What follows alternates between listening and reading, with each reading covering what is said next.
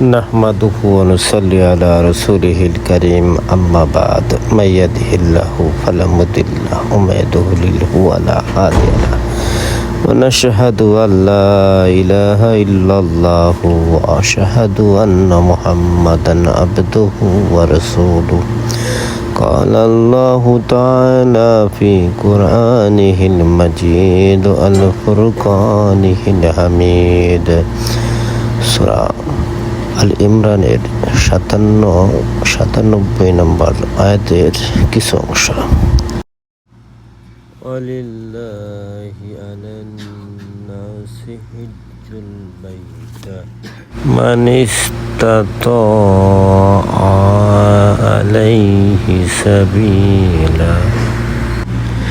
আর এই ঘরের হজ মানুষের উপর আল্লাহর অধিকার সেসব লোকের জন্য যাদের সামর্থ্য রয়েছে। পাশাপাশি হাদিসে আছে, বুখারী শরীফের 8 নম্বর এবং মুসলিম শরীফের 16 নম্বরে, যে আব্দুল্লাহ ইবনে ওমর রাদিয়াল্লাহু তাআলা থেকে বর্ণিত আছে, ইসলামের ভিত্তি 5টি: কালেমা, নামাজ, রোজা, যাকাত ও হজ। সুতরাং আমরা জানতে পারলাম আমাদেরকে আল্লাহ সুবহানাহু ওয়া তাআলা ও হাদিসে পাকে সাল্লাল্লাহু কিভাবে হজের হুকুম করেছেন আর আমাদের উপরে কি হুকুম হজের ব্যাপারে।